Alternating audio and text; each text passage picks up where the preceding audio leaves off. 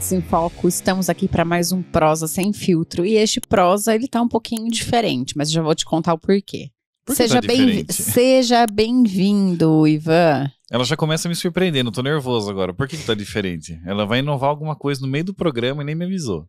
Não é uma questão de inovação, porque o Prosa Sem Filtro, normalmente, nós filosofamos aqui sobre aspectos de desenvolvimento humano, de evolução humana e tudo mais. Prossiga no seu argumento. E hoje nós vamos falar sobre grana, sobre dinheiro, sair um pouco do aspecto emocional para o aspecto racional, é isso? Bufunfa, dinheiro, grana. Dinheiro. Nem sei se isso aqui é dinheiro, é dinheiro? Que tipo de dinheiro é esse? Como assim se é dinheiro? É um dinheiro, porque eu tô acostumado com dinheiro. Bom, agora nem existe mais o dinheiro que eu fui acostumada a ter, né? Agora já é cartões, dinheiro digital. Aquele balote de papel que você deixava preso na carteira. Embaixo do colchão. Agora, isso aqui é um dinheiro, mas eu não entendo muito bem que tipo de dinheiro é esse. Nós vamos falar sobre criptomoedas. Criptoativos, interessante. Criptoativos. O que é esse tal de criptoativo? Na verdade, acho que a gente pode recortar mesmo para criptomoeda, porque senão vai ficar um universo muito grande e eu já levei uma bronca no outro programa, porque eu falei demais, a gente tem um time específico aqui voltado a cerca de 15 minutos de bate-papo, né? Exatamente. Então, foco na criptomoeda? Foco na criptomoeda. O que é criptomoeda? Olha só,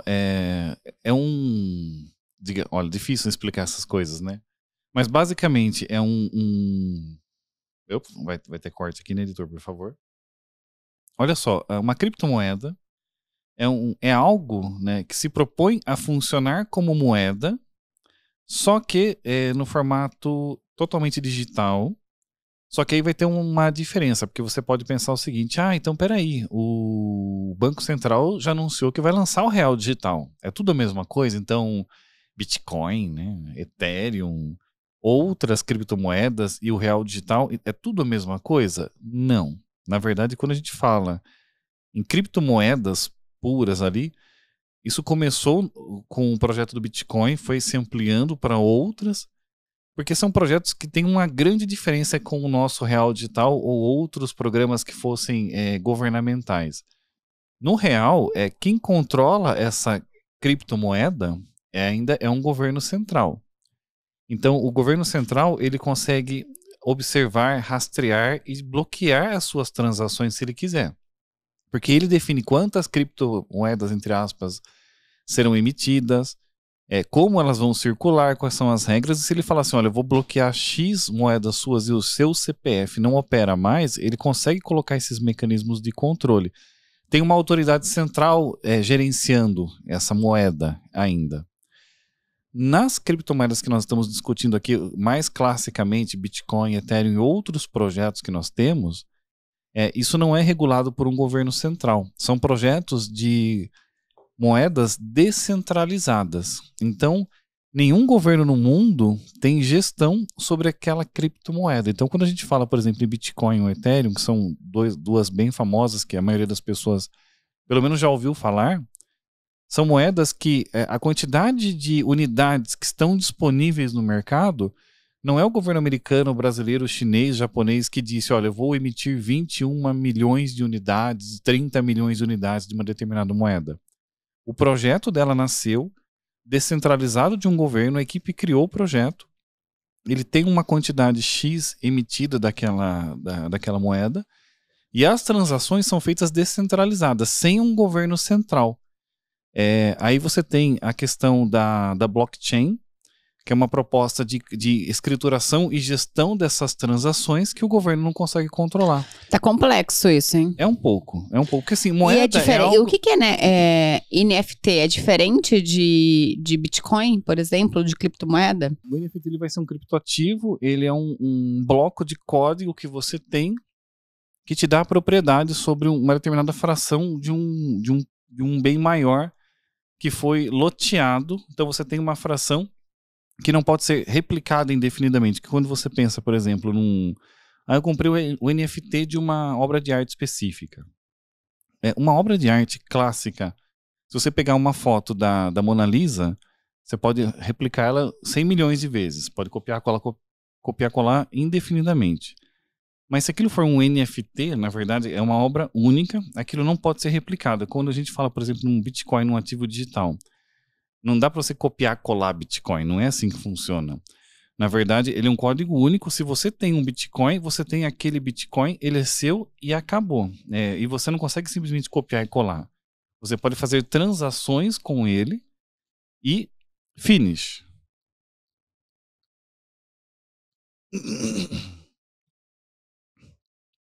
Esses dias eu tava num restaurante, eu tenho como eu posso dizer assim, um péssimo hábito de ouvir conversas alheias no restaurante. Tô brincando, mas é verdade. Então, assim, se você sentar num restaurante perto da Jo, já sabe, sua conversa está sendo hackeada. Está sendo hackeada. Eu sento e eu consigo prestar atenção na conversa que eu estou tendo na mesa e ouvir um pouco do que está à minha volta. E eu ouvi duas mulheres falando um pouquinho sobre essa questão, né, de criptomoedas, de Bitcoin e tal, e elas estavam falando assim, mas isso é furada, cuidado com isso, porque isso é pirâmide. É pirâmide? Não. Só para deixar bem claro, Bitcoin não é pirâmide, criptomoedas não são pirâmide. O que você pode ver, eventualmente, é algum golpista aplicando algum esquema de pirâmide usando talvez uma criptomoeda, que é a mesma coisa que você vê pirâmide com moeda normal. Então, se você tem gente que cria pirâmides em reais. De repente, você vai criar um esquema de pirâmide usando Bitcoin ou um criptoativo. Então, não é o Bitcoin que é a pirâmide. É o que algumas pessoas, às vezes, eventualmente fazem, que elas podem fazer com qualquer tipo de moeda. A grande sacada e a grande anarquia e genialidade das criptomoedas é que elas te propõem o seguinte: olha, a gente vai criar uma unidade de moeda. Porque assim, moeda nada mais é do que algo que a gente cria e que permite troca de bens e serviços entre pessoas. Então, olha, você tem ali a sua batata, eu tenho aqui o meu computador, a gente pode trocar num escambo, né, elas por elas, mas se eu quiser contratar serviço, eu posso tentar também propor a troca de uma mercadoria, ou eu posso trocar com você moeda, né, ou como se fazia há um tempo atrás, bens preciosos como ouro, por exemplo, né? Eu posso dizer para você, olha, Josiane, você é psicóloga, você pode me atender? Posso. Tá, então, para você me atender, eu tenho que te pagar. Então, como que eu vou oferecer uma contrapartida pelos seus serviços? Eu tô recebendo por Bitcoin também agora. Tá aceitando também? Tô aceitando. Porque assim, eu poderia propor o pagamento de várias formas. Eu poderia propor o seguinte: olha, eu tenho esse notebook, eu te dou o notebook, em troca você me atende como psicóloga. Se para você tiver uma noção de valor suficiente, você pode aceitar. Poderia dizer, eu te pago em reais, então você vai cobrar X reais por consulta, eu vou te pagar em moeda. Poderia fazer isso por ouro também, né? Então eu vou te dar, você vai aceitar 20 gramas de ouro por sessão, por exemplo. Então, e o Bitcoin é a mesma coisa, você pode aceitar uma fração de Bitcoin. Então, uma moeda é algo que te permite fazer trocas dentro da economia. Esses dias eu ouvi também uma outra, eu sou a pessoa que sempre ouve alguma coisa, né? Mas eu vou dizer assim, esse programa não tá uma prosa, tá um monólogo, mas tudo bem, vamos lá, continuamos, né, na tentativa de uma prosa. Uma outra pessoa disse, a gente estava conversando sobre criptomoedas e aí a pessoa disse assim, mas isso vai contra os meus valores. E isso me chamou a atenção, né? Porque quando vai contra os meus valores, para mim são valores pessoais, assim, né? Como se isso fosse algo errado.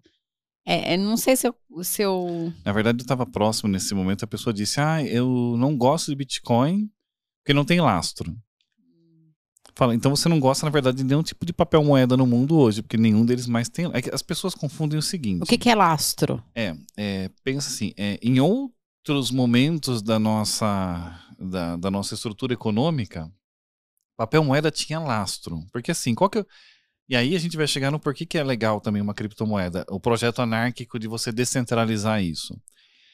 Governos são estruturas sociais necessárias, mas extremamente complicadas por conta dos seus governantes. Governos podem emitir indefinidamente papéis moeda e isso vai causar o quê? Um efeito inflacionário absurdo e vai destruir uma economia, por exemplo. Antigamente, e quando eu digo antigamente, pense em outras épocas, no mercantilismo, blá blá blá.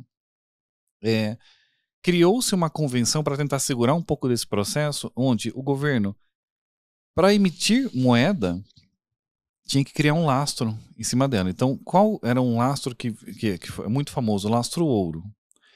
Então, para que eu faça a emissão de X unidades de moeda monetária, que eu vou colocar na minha economia, eu tenho que estocar ouro, porque daí eu tenho um estoque de ouro, que é o meu lastro. O lastro o quê? É uma forma de você dizer, olha, existe valor de fato concreto por trás desse papel moeda. Eu não estou imprimindo dinheiro aleatoriamente, eu tenho um lastro para segurar o valor desse dinheiro. Só que o mundo aboliu o lastro em ouro há muito tempo. Os Estados Unidos, né, o dólar, não tem lastro. Então, o governo emite segundo certos princípios, por isso que você tem uma unidade central que tenta controlar um pouco a loucura desse governo, não emitindo muito dinheiro porque você não vai destruir pela inflação, mas não tem mais lastro, né? O real não tem lastro, o dólar não tem lastro, você não tem lastro em nada, é papel moeda circulando. Mas mesmo assim você tem problemas inflacionários até hoje. A nossa inflação do ano passado foi de praticamente 10%. Então quer dizer que o seu poder de compra está sendo corroído porque a gestão monetária do país não é adequada. O projeto de uma criptomoeda diz o seguinte, olha, não é o governo mais que vai fazer isso aqui, a própria sociedade pode se auto-organizar. No caso do Bitcoin, o projeto ele prevê lá um número X de unidades que foram emitidas, não podem ser emitidas mais nenhuma unidade de Bitcoin no mundo. Então, se eu não me engano, são por volta de 21 milhões de unidades de Bitcoin. Então, assim, vamos emitir mais? Não tem como, o projeto está travado. Então, ele é a prova dessa politicagem. Dessa inflação. Isso. Na verdade, ele não é que ele vai inflacionar porque ele vai aumentando o valor de cada Bitcoin, né? Não é que ele vai inflacionar, ele pode valorizar, né? Porque o valor da unidade monetária vai ganhando cada vez mais proporção em relação aos bens materiais ou serviços que você pode comprar. Mas o governo o governo não consegue controlar assim. Se você disser, olha, eu vou transferir 2 bitcoins para você agora, e o governo falar assim, eu não vou deixar, você vai transferir. Mesmo assim, ele não tem a tecnologia, a blockchain, ele não consegue impedir a transação. Então, ele não consegue te auditar, não consegue te controlar. Então, se ele falar assim, olha, eu consigo saber quanto dinheiro a Josiane movimentou no Brasil em 2021, porque eu rastreio toda a movimentação bancária que foi feita porque ela é controlada por uma unidade central. Em moedas digitais, isso não é rastreável dessa forma. Então, assim, quantos bitcoins a Josiane movimentou em 2021? Ninguém, o governo não sabe, nem eu sei. Então as criptomoedas vão dominar o mercado? Ou o mundo? Ou já dominaram? É uma pergunta que muitas pessoas se fazem. Assim, evidentemente que se esperava que quando elas ganhassem muita proporção, os governos fossem atuar para começar a travar. Porque criptomoedas não são tão interessantes para governos. São interessantes para nós cidadãos, em alguns aspectos. Só que isso ganhou um peso muito grande e o governo não entrou. Né? Você tem hoje fundos de investimento bilionários que compram criptoativos, bitcoins e tudo mais. E isso está ganhando, na verdade, cada vez mais penetração no mundo. No meu ponto de vista, as criptomoedas vêm para ficar. São uma transformação lenta, não é algo para 2025. Nós estamos falando de uma mudança de paradigma.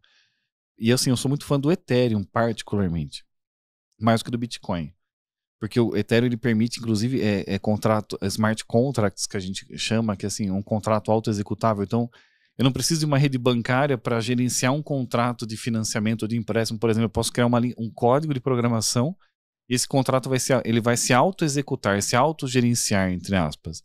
É uma possibilidade assim, tecnológica, financeira, de empoderamento do cidadão e de desenvolvimento, do meu ponto de vista monetário, tão interessante que eu acho que elas vão sim crescer cada vez mais. O problema que eu vejo inevitável é que assim, a coisa explodiu de um jeito que, se você entra num site de uma Binance, por exemplo, e vai ver a quantidade de projetos listados, tem muito hoje.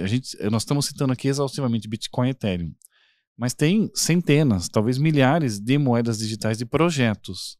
A questão é entender quais vão vingar para valer ao longo dos próximos anos, porque muita gente se refere às criptomoedas e eu sou particularmente adepto, eu concordo que assim como era a internet nos anos 90 e hoje é o que ela é hoje, que é um protocolo, que assim, a gente acha que a internet é a tela do nosso computador que a gente está vendo, era um protocolo de tecnologia que te permite transações de informações, entre outras você pode ver um site, uma informação, uma rede social, tal, mas é um protocolo.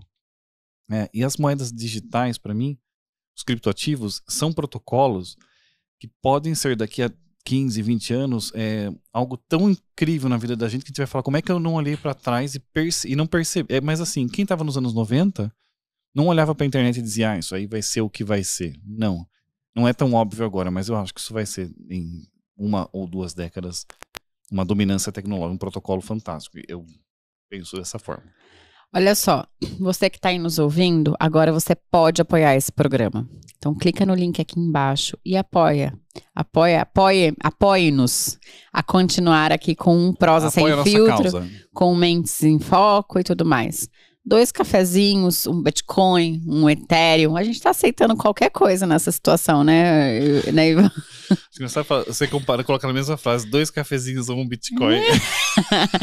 Porque, né, eu sei quanto tá um Bitcoin, mas vai que tem alguém que tá querendo mandar um Bitcoin pra gente. Se você tá querendo se livrar dos seus Bitcoins, aqui você tem um porto seguro. A gente tá aceitando, mas tá tudo bem nessa situação. Você já sabe, toda quinta-feira é uma prosa nova com você. Valeu, pessoal. Até mais.